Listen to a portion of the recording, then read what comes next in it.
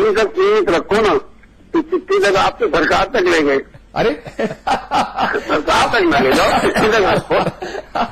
मंत्री जी आप ये सोचो, जब नंबर 2 की हैसियत वाला मंत्री बाबुओं से परेशान है, तो मेरे और अमिताभ जी आम आदमी है, वो तो लाइन में लगा मना हो जाएगा। ये कोई परेशानी की बात नहीं है। हाँ। सामान्य प्रक्रिया है, अगर कहीं कोई गड़बड़ी है तो उसको लिखना और कहना तो सामान्य प्रक्रिया। अच्छा, तो इसमें बिटवीन द लाइन्स ये जो आबिद हुसैन साहब कांग्रेसी हैं और जो डॉक्टर चंद्रमोहन जो भाजपाई हैं, जो बिटवीन द लाइन्स पढ़ रहे हैं, ये गलत कर रहे हैं ना? नहीं, वो तो अपोजिशन में है, उनका काम तो कुछ ना कुछ बाल की खाल निकालने का है। अच्छा, तो बेचारों को और कोई काम नहीं है उनको, और खुदा करे कि इसी काम को उत्तर प्रदेश में करते रहे। 23 वर्षों से तो कर ही रहे हैं आप आबिद हुसैन साहब 23 वर्षों से ये काम कर रहे हैं। आबिद भाई, हाँ, अगर ये नहीं सुधरेंगे तो जी, अगर ये नहीं सुधरे तो इनको और तो करना पड़ेगा। आबिद भाई देखिए, सुधर जाइए भाई, आप अभी आपके मित्र हैं शाहिद भाई। मैं शाहिद भाई से एक बात कहना चाहता हूं जी, क्या सिस्टम ये नहीं है कि कैबिनेट मीटिंग में ये बातें नहीं उठती हैं, या कैबिनेट मीटिंग में मुख्यमंत्री द्वारा, पिछले मुख्यमंत्री जो राष्ट्रीय अध्यक्ष हैं इनका मुलायम सिंह जी, उनके द्वारा स्टार्ट की गई इस योजना को समयबद्ध पूरा किए जाने के कमिटमेंट के आधार पर बात नहीं हो सकती? नहीं, ये बात चीफ सेक्रेटरी, सुनिए, ये मेरी बात सुन लीजिए, पहले मेरी बात सुन लीजिए। चीफ सेक्रेटरी को खत लिखना और उस खत के ऊपर कहीं न कहीं ये एक प्लानिंग भी हो सकती है कि साहब हम देखिए मुसलमानों के कितने हमदर्द हैं कि हम इस तरीके से बिहेव करते हैं, और हम अपनी ये कई सब चीजें सोचिए। आप नहीं कह पाएंगे इसलिए कि आपकी मजबूरी है कि आपसे वो सीनियर भी हैं और आपसे मजबूत मंत्री भी हैं, लेकिन जो बात हम कह रहे हैं इस बात को कह ना पाइए तो आप समझ तो रहे होंगे, आपकी भी मजबूरी है शायद भाई, आपने जवाब अब आबिद भाई जवाब ले लेना पहले। दीजिए जवाब ले लो ना पहले। जी दीजिए, हम तैयार हैं लेने के लिए। जी, हमारी तरफ से चिट्ठी लिख दी और वो सार्वजनिक हो गई, हमारी तो फेलियरिटी हो गई। जी, मोहतरम राहुल गांधी साहब से मैं ये पूछ कर बताऊंगा कभी मौका लगा। वो जो चिट्ठी वाली थी, दिल फाड़ के फेंक दिया था, वो क्या था? न वो चिट्ठी थी ना वो बिल था, न वो चिट्ठी थी ना वो बिल था, वो तो एक टोकन उन्होंने ये बताया कि आबिद भाई देखिए, आप दोनों मेरे मित्र हैं, शाहिद मंजूर जी भी मेरे मित्र, आप भी मेरे मित्र, लेकिन एक बात मैं यहां कहूंगा, इस चिट्ठी से चीफ सेक्रेटरी ही नोडल एजेंसी होती है सारे विभागों के बीच में। सरकार के कोई विभाग किसी दूसरे विभाग को आदेश नहीं दे सकता। हाँ। चीफ सेक्रेटरी सबके बीच में नोडल ही, सबको पता, इसलिए जावेद उस्मानी राइट पर्सन जिनको चिट्ठी लिखे कोई भी। एक चीज, दूसरी चीज मैं कहूंगा, लेकिन इससे सरकार का मान मर्दन नहीं होता उतना, अगर थोड़ा बहुत आप मान भी लो, जितना कोई कांग्रेस का ही नेता उसकी ही सरकार के द्वारा लाए हुए अध्यादेश को, बिल को सरे राह मीडिया के सामने फाड़ दे और कहे रविश जिसमें पूरी सुनिए, अरे आबिद भाई मुझे कहने का मौका दीजिए। आबिद भाई आप ये कहना चाहते हैं कि उन्होंने फाड़ा नहीं, केवल फाड़ने की बात कही। राहुल गांधी के बात कहना भी क्या छोटी बात है भाई? थप्पड़ मारा, दूसरी बात तो कोई कम नुकसान। अरे भाई अमिताभ जी और अतुल जी मुझे जवाब देने दीजिए। देखिए, पहली बात तो यूपीए सरकार का फैसला था, यूपीए में कांग्रेस की संख्या मंत्रिमंडल की ज्यादा है, मुख्यमंत्री प्रधानमंत्री कांग्रेस का, ये बात सच है। हाँ। लेकिन वो फैसला यूपीए का था, और ये है संगठन की तरफ से हमारे सबसे ज्यादा सोनिया गांधी ने इंडोर्स किया था। नहीं, अगर 3 दिन में है सोनिया गांधी ने इंडोर्स किया था, हम नहीं मानते। हम तो ये बात कहते हैं सारे लोगों को, इससे आपके तथ्यात्मक गलती है, थोड़ी सी तथ्यात्मक गलती यहां पर ये है, उस निर्णय को पहले, उस प्रस्ताव को, उस विचार को पहले कांग्रेस कोर ग्रुप में मंजूरी मिली, जिसकी चेयरपर्सन, जिसमें कोई गैर कांग्रेसी नहीं है। हाँ। जिसमें कोई गैर कांग्रेसी नहीं है। हाँ। कोई सहयोगी दल नहीं, वो खालिस नीट 100% कांग्रेस का कोर्स ग्रुप है। ठीक है। हाँ। तो वहां के निर्णय को भी तो फाड़ दिया ना सर राह चौराहा। सुनिए, नहीं फाड़ा नहीं, उन्होंने डर, अगर ये महसूस किया, अगर उन्होंने नहीं भाई गाली देना, अब बोले मारा तो नहीं, गाली तो दी। आबिद भाई आप तो मैं एक बात कहूंगा, चंद्रमान साहब मैं सिर्फ एक बात कहना चाहता हूँ। आबिद भाई सिर्फ एक बात सुन लीजिए, मैं सिर्फ ये कहना चाहता हूं कि अगर आप अपनी गाय को गाय कहते हैं तो सामने वाले की गाय को भी गाय समझिए, ढोर मत कहिए। मैं तो नहीं कहना चाह रहा हूं, मैं तो ये कह रहा हूं कि ऐसे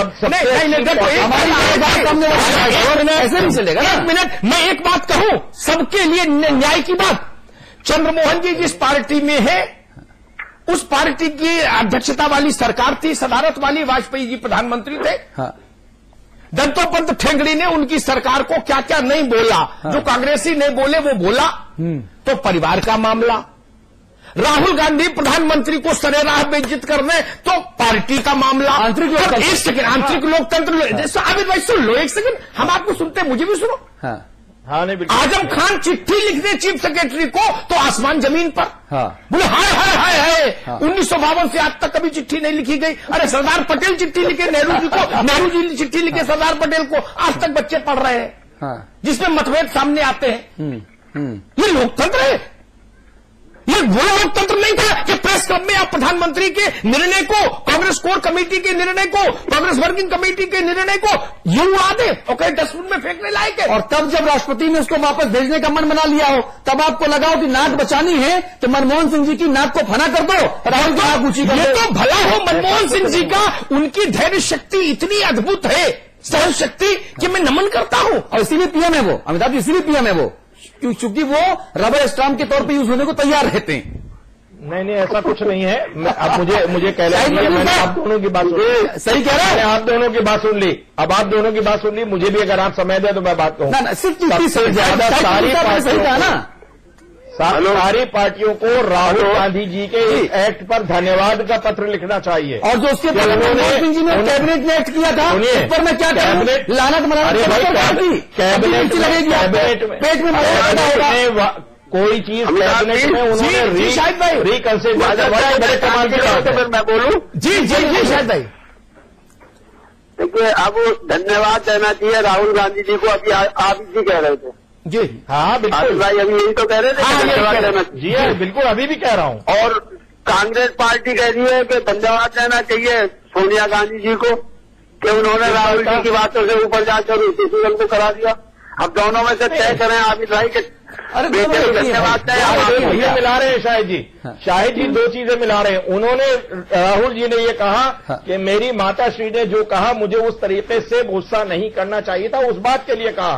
और राहुल जी ने ये माया छाया सब एक है, अंतर है प्रभु।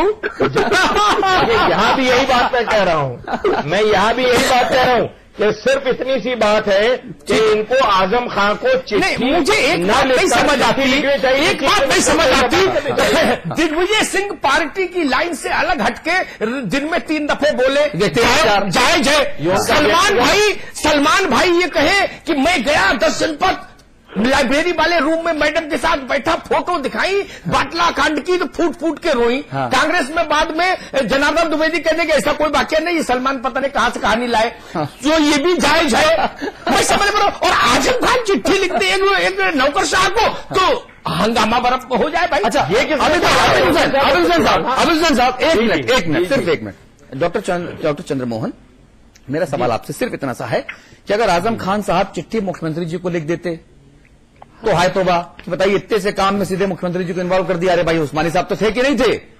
अगर फोन पे बात करें तो फोन पे बात करते हो जाता कि बताइए आप यार, आप छोटी छोटी बातों में फोन करते हो सीएम साहब को, भाई चिट्ठी लिख देते तो काम हो जाता, या उस्मानी को बुला लेते। अगर उन्होंने एक पूरा प्रोसेस फॉलो किया तो उसमें भी दर्द हो रहा है। तो वो धोबी वाली कहानी सुनी ना आपने, धोबी अपने बेटे के और गधे के साथ जा रहा था, रास्ते में जितने लोग मिले बोले धूप बहुत है, देखो बेटा नीचे चल रहा है और गधे पे कपड़े लदे हैं, तो उसने गधे के ऊपर बेटे को बैठा दिया। फिर और आगे बढ़ा तो लोग ने बोला भाई इतनी धूप है, तुम भी गधे के ऊपर बैठ जाओ, वो भी गधे के ऊपर बैठ गया। और आगे चला, लोगों ने कहा भाई कितना जालिम हो यार तुम, गधा मर जाएगा भाई, तो नीचे उतर गए दोनों। तो क्या आप जो भी करोगे कुछ तो लोग कहेंगे, लोगों का काम है कहना, वही काम आप लोग भी कर रहे हो क्या चंद्रमोहन साहब? नहीं अतुल जी, आप जो कह रहे हैं उत्तर प्रदेश की जो हालत है, आज भी आप जहां पर चैनल है, चैनल का मुख्यालय है, हाँ। वहीं पर घटना हुई है, बांदा की घटना। ये शुरू होने से पहले आपने बांदा की भी घटना दिखाई। जी, मैं वही बांदा कही हूँ जी, इसीलिए मैंने बांदा कोट किया, इसीलिए मैंने बांदा कोट किया। चैनल, आपके चैनल पर ही मैंने देखी है, वही घटना कोट कर रहा हूँ। उत्तर प्रदेश के हालात इतने खराब हैं। आज ये पत्र केवल पत्र लिखना सरदार पटेल के क्यों यूपी में सरकार में हुई थी बुंदेलखंड में, आपने क्या किया? राजनाथ सिंह साहब ने, कल्याण सिंह साहब ने, रामप्रकाश गुप्ता ने क्या किया? अतुल जी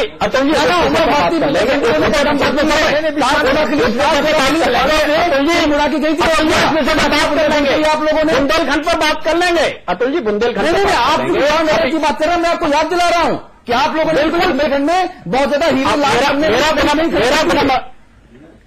अतुल जी, अमिताभ जी, मेरा विनम्र आग्रह आपसे यह है कि इस आजम खान जी के पत्र का जो जावेद उस्मानी जी को पत्र लिखा गया है, इसकी तुलना ना तो दत्तोपंत ठेंगड़ी जी के उस वक्तव्य से कीजिएगा और ना सरदार पटेल और नेहरू के पत्र से कीजिएगा। तो किससे करूं? इस पत्र के द्वारा जो पत्र आपने दिखाया, जो पत्र मेरे हाथ में है जी, इससे उत्तर प्रदेश की दुर्दशा प्रकट होती है, इससे ज्यादा कुछ भी नहीं होती है। मैं ठेंगड़ी ने जो कहा था उससे सरकार का भ्रष्टाचार प्रकट होता था ठेंगड़ी जी के मुताबिक। नहीं, दोनों देखिए, ठेंगड़ी जी भारतीय, आप ठेंगड़ी जी का नाम आपने अमिताभ जी कोट किया है, आप ठेंगड़ी जी को भली बाती जानते हैं, ठेंगड़ी जी के जीवन को भली बाती जानते हैं और ठेंगड़ी जी के मुद्दे को भली बाती जानते हैं। मैं केएस सुदर्शन को नहीं मिला सकता, चंद्रमोहन को नहीं मिला सकता। चंद्रमोहन जी, मैं केएस सुदर्शन को भी जानता हूं, जिन्होंने वाजपेयी की सदारत, सुन लीजिए ना, वाजपेयी की सदारत में मैं कभी भी जो उद्धत करता हूं ना, गूगल पर ढूंढ लीजिएगा, मेरी कही बात कॉमा फुल स्टॉप में वही निकलेगी। मैं पटेल को कोट करूं, या ठेंगड़ी को, या सुदर्शन को, या वाजपेयी को, या सोनिया को, मेरी बात गलत निकल जाएगी, उस दिन से इस मंच पर आना बंद कर दूंगा। चंद्रमोहन जी, यूं ही थोड़ी ना हवा में लट मारता हूं कि आज कुछ बोल दूं और कल बेशकों की तरह से बच के निकल जाऊं। मैंने अमिताभ जी आपकी बात का, मैं क्या कह रहा हूं सुनिए, नहीं किया। मैं आपको एक और वक्तव्य याद दिलाता हूं। सरसंघ चालक सुदर्शन ने भाजपा के नेतृत्व वाली वाजपेयी जैसे बड़े कद के नेता की सदारत में चलने वाली सरकार के प्रधानमंत्री कार्यालय को भ्रष्ट कहा था। ये तरीका है। मैं मानता हूं इंदिरा गांधी के साथ अगर इस देश में कोई नेता नेहरू इरा के बाद बराबरी पर खड़े होते हैं, जो दो बड़े नेता देश की पहचान बनते हैं, तो एक इंदिरा है और एक वाजपेयी है। और उन्हीं के घर के मुखिया ने कहा था, तब वो स्वयं सेवकों के लिए क्या था, तब शंकराचार्य का आदेश था। दोहरी बात नहीं, दोहरे मानक नहीं। चलिए, और आज की तारीख में मैं तो मूल बात कहता हूं, हज हाउस क्यों नहीं बने, छोड़िए आजम ने चिट्ठी लिखी कि नहीं लिखी, छोड़िए, हज हाउस क्यों नहीं बने, 10 साल से क्यों नहीं बना, ये सवाल नहीं उठेगा? सवाल उठेगा, उठना चाहिए आपसे। 22% की आबादी, उसके साथ अन्याय क्यों हो? चलिए, 30 सेकंड आप सबके पास हैं, चर्चा का वक्त खत्म हो गया। घड़ी की जो टिक टिक है वो लगातार मुझे इशारा कर रही है और हमारे जो पैनल प्रोड्यूसर लगातार दबाव बना रहे हैं कि भाई अब शो को खत्म करो, अगले हिस्से में भी जाना है। अब 30 सेकंड्स हम सबके पास हैं। आबिद हुसैन साहब, 30 सेकंड आपके पास, प्लीज शुरुआत आप कीजिए। देखिए यहाँ मसला ये नहीं है, मसला ये है, ये और जो बहसें होंगी उसमें बहुत समय चला गया। इसमें असली बात ये है कि ये पब्लिसिटी स्टंट नहीं होना चाहिए, सरकार को सरकार की तरह चलना चाहिए। और अगर इस तरीके से भ्रमित होगा तो किसकी साख गिर रही है? उत्तर प्रदेश सरकार की गिर रही है। पार्टी छोड़ दीजिए, अगर उत्तर प्रदेश की सरकार किसी भी पार्टी की हो, अगर सरकार की साख गिरती है तो हमेशा उस प्रदेश के जनता का हित नहीं होता है, अनहित होता है। ठीक है, तो सरकार का एक इकबाल रहना चाहिए, चाहे जिसकी सरकार और लोकतंत्र में सरकारें आती जाती हैं जी, लेकिन सरकार का एक काम करने की शैली, उस पर चलना चाहिए सरकार को। चलिए, समाजवादी पार्टी, मेरा क्या, समाजवादी पार्टी इस वक्त रही होगी कि समाजवादी पार्टी ने कम से कम आबिद हुसैन के तौर पर अपना एक शुभचिंतक और बढ़ा लिया है, जो सरकार और पार्टी के बारे में सोच रहा है। निंदक निरे राखिए के मंत्र पर ही सही, लेकिन आबिद भाई से सवाल और कर लूंगा। आपके पास आ रहा हूं।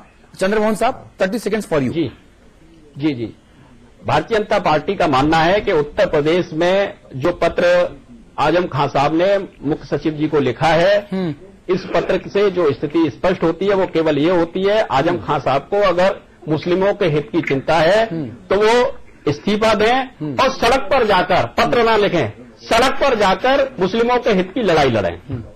आप लोग तो सड़क पे हैं, उनको क्यों सड़क पे बुलाना चाहते हैं भाई साहब, मुझे समझ नहीं आ रहा। देखिए, आजम खान जी को जो चिंता सता रही है आज हज हाउस बनाने की, और हज हाउस नहीं बन पा रहा है 10 वर्षों से, तो भारतीय जनता पार्टी की मांग है कि हज हाउस बनाने के लिए वो पत्र ना लिखें, सड़क पर आ जाएं। अच्छा, ठीक है, आपकी मांग है या सजेशन, अब वो आजम खान साहब समझ लेंगे। ठीक है, शाहिद मंजूर साहब, कंक्लूडिंग रिमार्क्स 30 सेकंड में इस पूरे मुद्दे को समाप्त कीजिए प्लीज।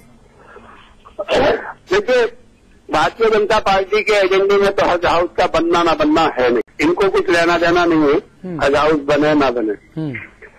जहां तक वो सवाल है कांग्रेस का, तो कभी मौका लगेगा तो अंतुले जी से बात करके बात करेंगे, जवाब देंगे कि उनके पास ये डिपार्टमेंट रहा था, उन्होंने इस माइनॉरिटी के लिए क्या किया। हाँ। और हज ये हो गई थी कि क्या उनको अपने हज हाउस की तो बात छोड़ दो, क्या उनको अपना कैबिनेट मंत्री रहते हुए उनको कभी दफ्तर भी मिला?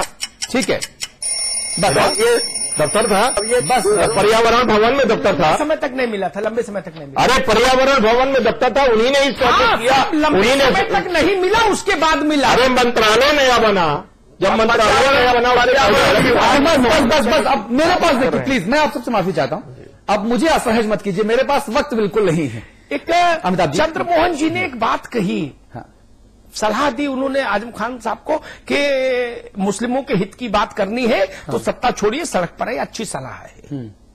मैं थोड़ा फ्लैशबैक में ले जाऊंगा। वाजपेयी जी की सरकार में विनय कटियार जब बेल में आके लोकसभा में ताल ठोकते थे और धरने पर बैठ जाते थे सरकार के खिलाफ और कहते थे औरंगजेब और चंगेज खां की सरकार ने भी ऐसा नहीं किया, हुकूमत ने ऐसा नहीं किया जो सरकार कर रही है। रामचंद्र परमहंस तब जिंदा थे, तब कितनों ने लोकसभा की सदस्य और मंत्रालय छोड़कर राम मंदिर के लिए संघर्ष किया, कितने लोग छोड़कर इस्तीफा देकर आए। ये व्यवहारिक बात करिए, मैं दो नपरों से चिढ़ता हूं। मेरी नजर में कांग्रेस, भाजपा, सपा, बसपा, फॉरवर्ड ब्लॉक तक सब एक ही नपने में नपने वाले लोग हैं। मैं इतना ये पाखंड नहीं करता कि नेहरू जी महान, अटल जी कुछ नहीं, इंदिरा जी महान, फलाने जी या लोहिया जी कुछ नहीं, अंबेडकर जी कुछ। मुझे टिकट थोड़ी ना चाहिए भाई, मैं तो जो सच है उतनी बात कहूंगा। मैंने एक आइडेंटिकल उदाहरण रख दिया, इसकी काट कर दीजिए, मैं अपनी बात वापस ले लूंगा। और आज के संदर्भ में ये चिट्ठी मुख्यमंत्री को लिखी जाती और फिर पब्लिक होती तो मैं इस बहस में दूसरी बात कहता, तब दूसरी बात बोलता। चीफ सेक्रेटरी को चिट्ठी लिखने का अधिकार, इख्तियार सबको है। चीफ सेक्रेटरी किसके लिए है? उसका कोई अपना मंत्रालय नहीं चीफ सेक्रेटरी का। चीफ सेक्रेटरी सब मंत्रालयों के बीच में समन्वय का काम करता है, ये बात सबको पता है, जो भी पॉलिटिकल लोग हैं। इसमें कौन से लेवल, उसी को तो चिट्ठी लिखेंगे भाई, वरना शहरी विकास मंत्रालय, स्वास्थ्य मंत्रालय को आदेश नहीं दे सकता उसके सेक्रेटरी को। और ये चिट्ठी क्यों लिखी आजम खान साहब ने, इसका बैकग्राउंड भी समझ लीजिए। अधिकारी 10 सालों से चिट्ठी और तार लिख लिख के, मुलाकातें कर करके परेशान हो गए थे। जब नौकरशाही लखनऊ में वित्त मंत्रालय जो है उसके कारिंदों ने जब कोई रिस्पांस नहीं दिया तो फिर इनको बीच में आना पड़ा। तो इसमें कोई गुनाह हो गई, कोई जनहित के विरुद्ध बात कह दी, कोई भ्रष्टाचार की बात कही क्या जो हंगामा हो जाए? मैं ये नहीं समझ रहा किसने लिखी, छोड़ दीजिए, गलत क्या है ये तो बताना पड़ेगा ना जी। और अगर हज हाउस का कमिटमेंट उत्तर प्रदेश के मुख्यमंत्री ने किया, वो कोई हो, तो फिर वो बनना चाहिए। और एक मजहब का है इसलिए नहीं बने, ये भी ठीक नहीं। समाज में अगर समरसता आपको रखनी है तो आपको इतना ख्याल तो रखना पड़ेगा कि शिवाला भी हो और मस्जिद भी हो, गुरुद्वारा भी हो और चर्च भी हो। इसमें क्या बुरी बात है? ठीक है, सबके साथ संभाव हो, सबके साथ सद्भाव हो, तभी ना समाज एक साथ चलेगा। बहुत बहुत धन्यवाद। सबके साथ सद्भाव हो, सबके साथ संभाव हो, लेकिन सत्तारूढ़ समाजवादी पार्टी के मुखिया को भी ये याद रखना चाहिए, सूबे के मुख्यमंत्री को भी याद रखना चाहिए, क्योंकि ये जो सद्भाव और संभाव बनाने की जो जिम्मेदारी है वो सिर्फ अमिताभ जी की या अतुल अग्रवाल की या आम जनता की नहीं है, ये उतनी ही ज्यादा जिम्मेदारी सरकार में बैठे लोगों की भी है और उन लोगों की जो अपने आप को धर्मनिरपेक्ष कहने का ढोंग करते हैं, ढिंडोरा पीटते हैं। ऐसे संभाव आएगा। बहुत बहुत शुक्रिया आप सभी का। अमिताभ जी आप बने रहेंगे। एक ब्रेक ले रहा हूं, ब्रेक के उस पर बात उत्तराखंड।